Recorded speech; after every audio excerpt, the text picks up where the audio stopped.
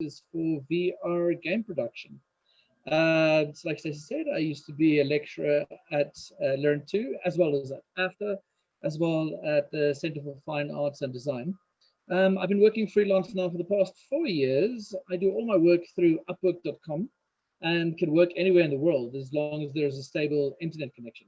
And I'm currently in Namibia waiting out the Corona storm. So that's me. But today we're going to talk about VR characters. I'm just going to share my screen over here. Let's see. I'd like to get this up. 1 second.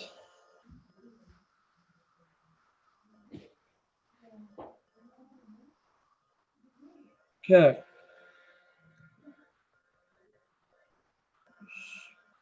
Share screen. Okay.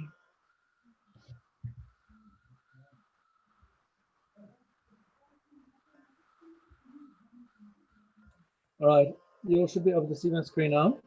Yep. Basically, what I wanted to show you is that right now we have got is the perfect time to actually go into.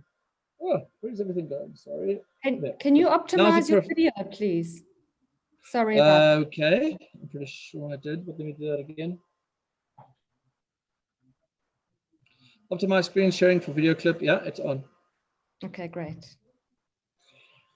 The quality is quite bad, Lens. I'm sorry, I don't know what's happening there. I don't know. It's very, yeah, it's very. I'm just zooming in a little bit. Very pixelated. Okay, hopefully it's going to work. But okay, but let me just carry on. This is a very good time to get into VR. Basically, the biggest thing to hit the VR market now is the Oculus Quest 2 all-in-one VR headsets. I don't know if any of you guys have already bought one, but they are absolutely amazing. It's incredibly fast and has incredible resolution at 3664 by 1920 pixels per eyeball. And it's 6,000 Rand for the 256 gigs. So I think it's pretty much an absolute must for Christmas now. And also the price has massively dropped. It's much cheaper. This Oculus Quest 2 is much cheaper than the Oculus Quest 1. I'm just going to open up this again because it doesn't want to go to the next image. Okay, there we go. So this is a nicer image of the Oculus Quest. Now, the reason why I am mentioning this is because people are going to get this in their Christmas stockings for sure. You're going to get a lot of people that wants to have this, and so this is basically the mainstream virtual reality headset. So yeah, it's a great time to get into it. The only thing I can find negative about it, of course, is that you need a Facebook account, and people don't really like that for some reason. So if you're one of the 2 billion people that has a Facebook account already, this isn't a big deal. But if you do care about it, and apparently people really do, you can just create a burner account for yourself. But please note that all further game purchases you make will be on this one Facebook account then. All right, the real price, I guess, comes in with buying all the games, and the games are pretty awesome. Virtual reality has really come a long way, and you can even do hand tracking now, right? So we don't need controllers at all. This still has a very long way to go, but expect some major advances in that area. I've been working a little bit with this hand tracking thing, playing around with a couple of games. It works fairly well, let's put it like that. But yeah, this is what you're going to be expected in the future. All right. So I just want to go over some characters that you do have in VR. This is a game called Journey to the Gods, Journey of the Gods. Very simplistic. Oh, wait, sorry, this one popped in the wrong place. Okay, well, this is Path of the Warrior. This is kind of like what your characters look like over there. They're not so amazing, but this is Path of the Gods, Journey of the Gods.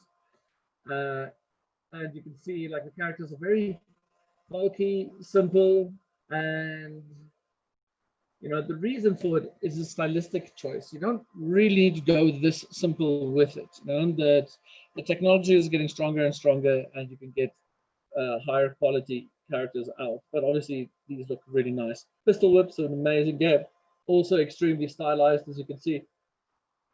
And then things like Vader Immortal. Now, Vader Immortal looks a lot better. So there's a lot of cinematic type of games like this. This is kind of the realm that we are working with our game that we are doing. So if you can, come on, next image. No, don't do that to me.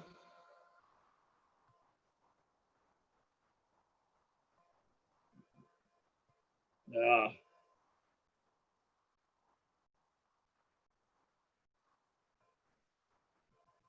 No, there we go.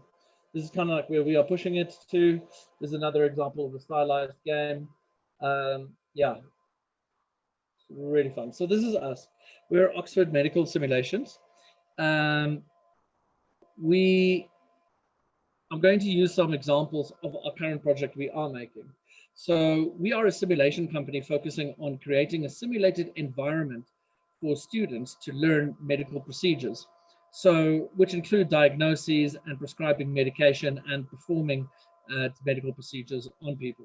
So using virtual reality for medical simulations has a lot of advantages. Currently in universities, what students and trainers are using are dolls and actors and mock hospital rooms. So the dolls are used for CPR and actors are used to pretend that they have certain diseases and you have to diagnose them. So, and then also considering hospital rooms, not all medical schools have all the equipment or even a proper facility in order to provide the training. So we put all of that inside of your environment, inside a virtual reality environment. So it's much, much cheaper than actually getting all the real world equipment in front of you. So this is not a surgery game. What makes us different to a surgery game is that you have the patient in the hospital room and they are not sure what is wrong with them themselves. It is up to you as the doctor in training to take the patient's descriptions and provide the correct diagnosis. So converting the patient to virtual reality allows us to make specific scenarios based on any and all diseases we feel fit. Also, we can create the state-of-the-art medical facilities that have medicines and equipment that never run out. So as such, our game, which is more of an educational tool, is being used in medical schools all over the world, most notably in the United States and the United Kingdom. It is live at the moment. People can purchase it and go through all of the scenarios. But the nice thing about working with a game, of course, is that you never really have to completely finish it. If it still sells, then the updates and new releases you make will keep you working, for many years to go. And there's lots of diseases to go, so I'm pretty happy. So, okay, now in order to create characters for our scenarios, okay, this is what I want to go over. In order to create characters for our, So in order to create characters for our scenarios, the characters will have to be as lifelike as possible and behave as believable as possible. So we can't have stylized characters like you can have in Pistol Whip or something like that. So our characters actually top higher than the recommended values for virtual reality characters, but we are not getting a frame rate hit because we have very few characters in a scene. Triangles should max out about 60,000, but ours are more like 90,000. Of course, things like draw calls and shader complexity has a huge role in slowing down your experience, but that is not of the scope for this exercise. So basically, if you are making VR characters, you can make them quite big, quite high density, as you can see here. All right, so basically we start off creating your character. You've got to know what kind of character you want, and then we start off looking at models that you can find. Now we can do our own 3D scans, or you can go and you can find 3D scans of people. There's so many places online nowadays that has an incredible array of different human beings.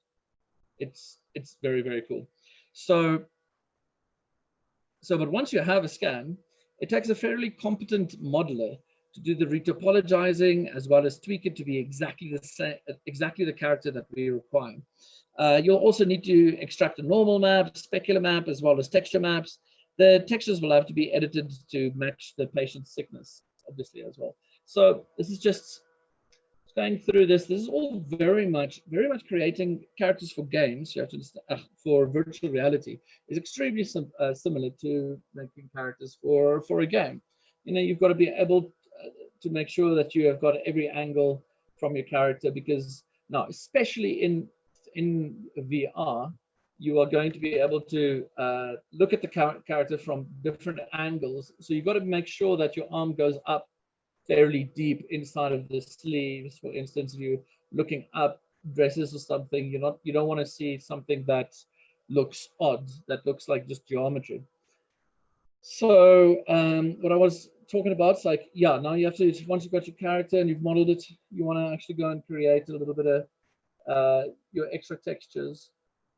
So this is a drug taker, as you can see. So she's got a little scar over there on her hip, and then she's got pock marks over here for where the needles go in. All right, so now, now for our rigs, we use the advanced skeleton rig. A lot of people are quite familiar with it. It's a pretty decent auto rigging tool. It goes through and creates all of the controls that you want. But the nicest thing about it is the facial controls.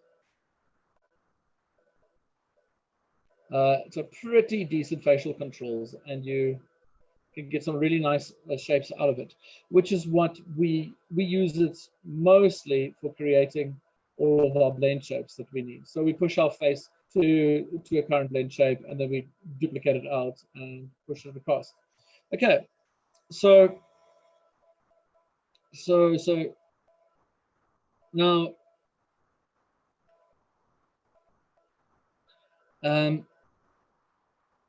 inside Maya, obviously, right, we want to have an animation rig, but then we also need to have a game rig, right? So if we have a game rig, as you can see, I've actually made a whole group here just for it. Now, inside of the game rig, everything inside here, this is a very good practice. So to have a group that has everything that is actually going to go into the game, that is part of the game, all of these other things, right, that include all of your constraints, all of your set-driven keys, all of these controls over here, none of that actually works in Unity, works in your game engine. It only works inside of Maya that the animators can use. So it's a good idea to, within your rig, separate out your game rig already. And this game rig gets driven by a full joint system that is all part of one hierarchy. And each one of these joints are then being driven by your animation rig. So that's a good way of setting it up. So now, because what you export out into Unity is not your full rig. Unity does not accept constraints or set-driven keys. The only thing that Unity accepts are joint-based deformations and blend shapes. So those are the things that are going to go across. Then also, very importantly, your rigs need to have a root joint down here that is rooted down to the origin, so that once we have our animation, we can actually say in Unity, oh, I want to have my character over, whoops, well, okay, well, let me just break these connections quickly so I can visually show.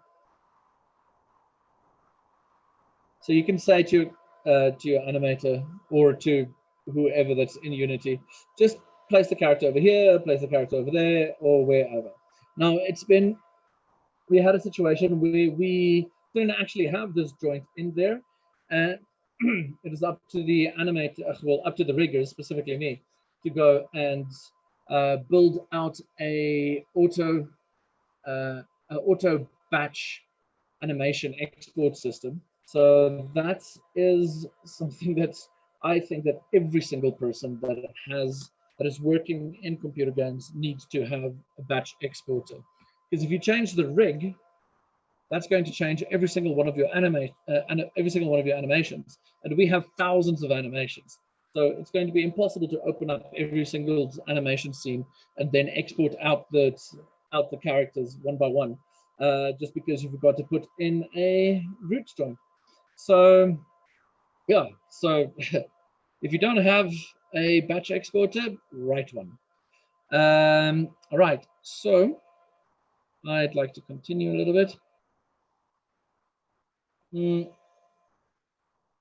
Now, another reason why I think you need to have a batch exporter is you've got to understand that the rigs that you make are never 100%. You will have to set up an iterative process where you are capable of going back into the pipeline and effectively fix something right in the beginning and then be able to re-export everything out. As you set up your pipeline, you are effectively programming the system that processes your data. And the more robust you make it, the better tools you have at your disposal. The impossible then becomes routine. Right, my point is make a root joint and don't forget it. So we want to go and let's have a look at one of our scenes. So this is one of our scenes where we have a pregnant lady and we are doing a check on her. So this is what the animator has created. So she's lying in the correct position. Start and end, of course, need to be exactly the same. We animate at 30 frames per second because that's game. And then the animator does all the animation. As you can see, her head moves a little bit forward and the checks happen on the stomach. And then it ends, and then we're back to our original position. So as you can see, these are the hands that the player will see.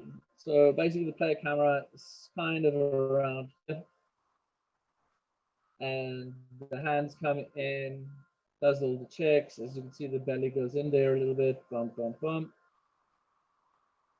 Beautiful. All right, now that is completed. So what you'll have to do is now take the animation off of your animation controls and then transfer them over to the joints. All right. So now in order to do that, you're going to have to write yourself an exporter script. Now, some people suggest that you export it out just like it is, because once you bake, you can't go back. I prefer to rather break the scene than send through all of this extra junk. It's like to send information over to Unity as cleanly as possible. I just want to show you some of the blend shapes that are also happening. There is a blend shape here on the gown itself. So this animates a little bit as well. That is a blend shape that pulls it up to expose her belly over there. And all right. And that's what I wanted to show you. So let's go and just export this out.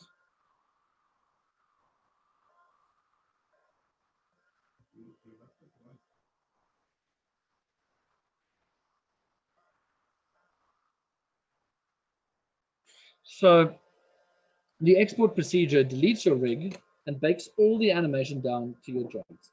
It also looks at all of the blend shapes, check which are being used and which are being animated, and only export those. Now, blend shapes are kind of thick, really heavy. They're made of geometry, so they make my animation files much larger than they need to be. So that needs to change. So because we have thousands of animations in our game, if all of those animations have their bulky blend shapes with them, then it's really going to make working with these assets a complete pain. So I wrote the exporter to recreate the animated blend shapes and only the animated blend shapes into single triangles. You'll see this now. This is the best I can do to basically make a spreadsheet that I can send over to Unity without actually making a spreadsheet. As you can see, all of my geometry is gone now. All of my geometry is gone. All I have left is my joints, all my joints, excuse me. And you can see there as the head lifts up and the stomach joints manipulates the actual stomach itself. So, but now all of this geometry over here. So we have got, where is our gown recline? Here we go. So all of this information over here exists, but the actual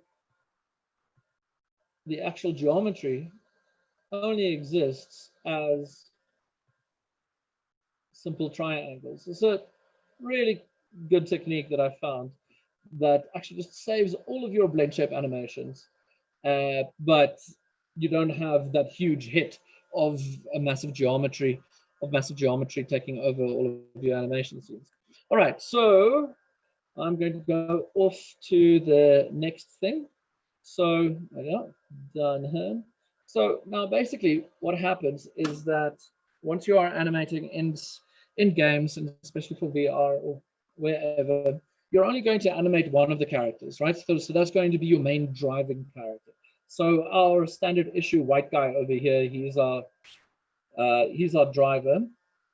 And so what I have over here, I have the game rig inside of this scene. So this is everything except for the animation rig with all of the controls and things on it. So now if I take an animation that I have done with him, let's say for instance, this is an animation where he opens up his mouth. Sorry, he opens up his mouth. And I just apply this animation to him. So he's going to be sitting on the bed. He's going to look to character right and open up his mouth. So that is all 100% joint based. Opens up his mouth, looks good.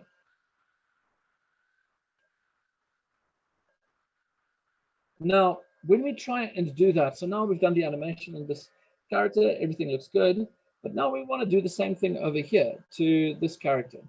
So this character obviously does not have the same body shape or joint positions as our guy over here. So if I want to take over the animation from him and drop it onto her, I'm doing exactly the same thing I did with the other guy. You can now see that actually her joints have now gone into the position of his body, and this is completely wrong. Looks awful. Ew.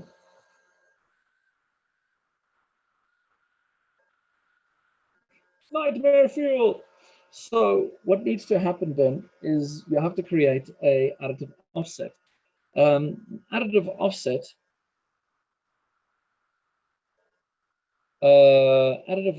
Did we see it? This is basically creating an animation override onto your character that overlays the animation input. It creates delta information, which is just a fancy way of saying it animates between two positions and adds that to your animation. So you can get proper animation from one character to another character. So effectively, if you just look over here, this is our, this red skeleton over here. This red skeleton is exactly on the same joint positions as our main character, our main driver character, except that of course it's got a little ponytail on there because basically her joints that we just parent constraint onto his joints. And then there's just an animation that goes from his joints to her joints. And so you use this information added onto the animation that you got from the animators, then you will be able to get. I'm just going to make this a little bit bigger.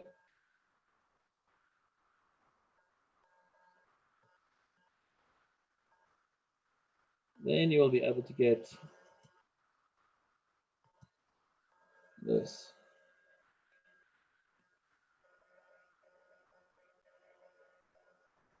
Now she looks.